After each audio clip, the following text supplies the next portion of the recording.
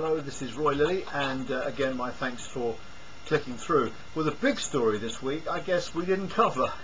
We were spoiled for choice, but the one that the major league newspapers picked up was the gastric banding, the bariatric treatment for obese patients. We covered it in that we provided links through to the various websites and so on, but we didn't editorialise it. I've just got the figures here on the BBC website.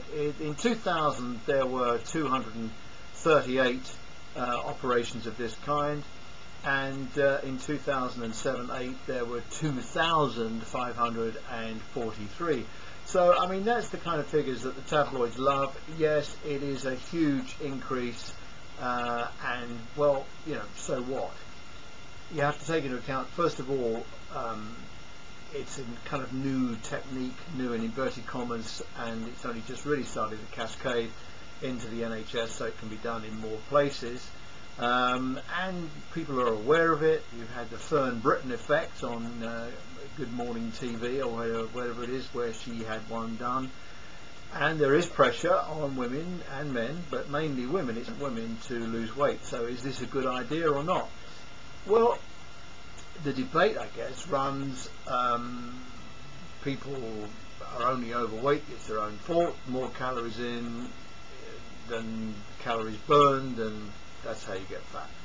On the other hand, you could say, well, one of these operations will save all the consequences of obesity, so you've got to think about things like diabetes and heart disease and blood pressure and all the rest of it.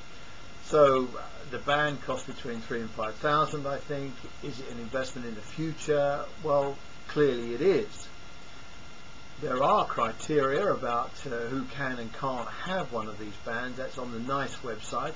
People have to have demonstrated that they've tried to lose weight and they actually have lost a bit of weight before they go for one of these bands.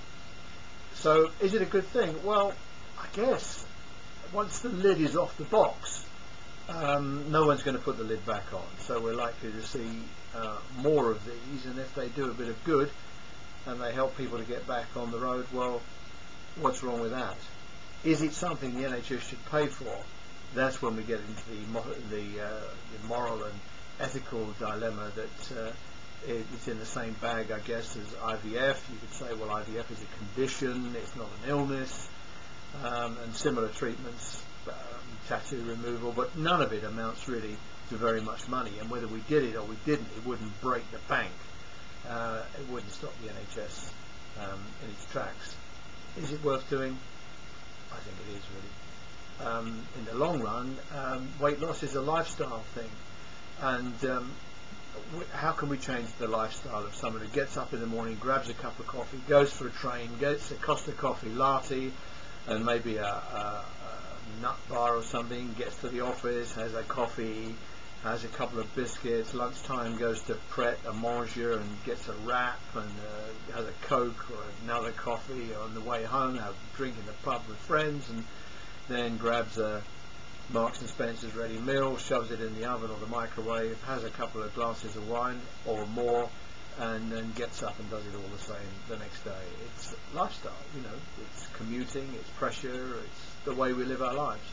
We don't live lives to get thin. That's it. Thanks for watching, and I'm going to press the button and say cheerio. Bye bye now.